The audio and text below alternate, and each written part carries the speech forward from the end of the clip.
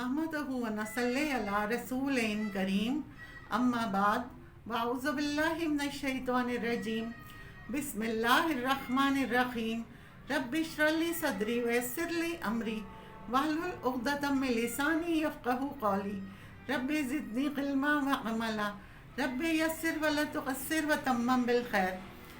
अल्लाह के नबी मोहम्मद मुस्तफ़ा सल्लल्लाहु अलैहि वसल्लम ने फरमाया कि इसमें आज़म 3 सूरतों में मौजूद है, कुरान पाक की 3 सूरतों में मौजूद है। अबुल उमामा कहती हैं कि मैंने अल्लाह के रसूल सल्लल्लाहु अलैहि वसल्लम से कि खुद सुना, रसूलुल्लाह सल्लल्लाहु अलैहि वसल्लम ने फरमाया कि इसमें आज़म 3 सूरतों में मौजूद है। इसकी सनद को इमाम अलबानी ने एहसन दर्जे का कहा है, यानी ये मुस्तनिद है, और दीगर मुहद्दिसीन भी इसकी सनद को एहसन का दर्जा कहते हैं। अबू उमामा ने कहा कि रसूलुल्लाह सल्लल्लाहु अलैहि वसल्लम ने सिर्फ इतना फरमाया था कि इसमें आज़म 3 सूरतों में मौजूद है और उसकी फजीलत आपके सामने रख दी थी कि ये एक ऐसा इस्म है जिसके वास्ते से अगर अल्लाह को पुकारा जाए तो अल्लाह रब्बुल इज़्ज़त इस दुआ को, उस पुकार को ज़रूर सुनते हैं और फिर उसे कबूल करते हैं।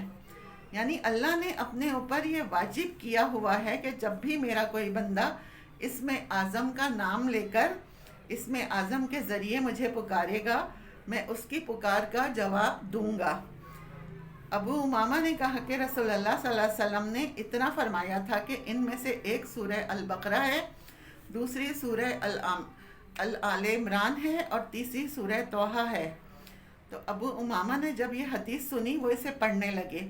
उन्होंने सूरह अल-बकरा को भी पढ़ा, सूरह आले इमरान को भी पढ़ा और सूरह तौहा को भी पढ़ने लगे, और फिर इत्तफाकी तौर पर उन्होंने देखा कि इसमें आज़म मौजूद है। तो वो कौन सी चीज़, कॉमन चीज़ है जो इन सूरतों में मौजूद है?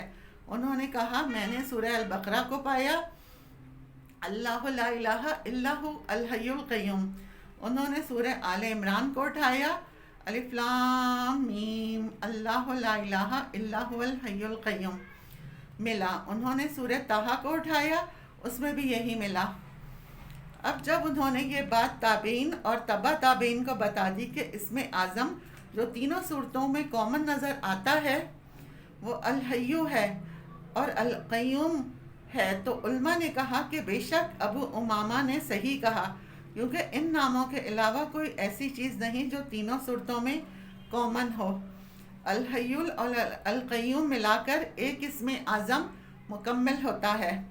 तो अगर हम या हय्यु या क़य्यूम ला इलाहा इल्ला अंता बिरहमतिका अस्तगीस कहेंगे तो अल्लाह की रहमतों की बारिश होगी। दिन में किसी भी टाइम 24 घंटों में से 15 मिनट निकाल कर इसका विर्द करना है और अल्लाह का करिश्मा देखेंगे। या हय्यु या क़य्यूम ला इलाहा इल्ला अंता बिरहमतिका अस्तगीस। आपकी ज़िंदगी बदल जाएगी, आपकी तमाम हाजात किसी भी मसले से वो रिलेटेड हो, आप इसको पढ़ें, अपनी ज़िंदगी का मामूल बना लें। किसी भी टाइम 15 मिनट निकाल कर इस आयत को पढ़ लें।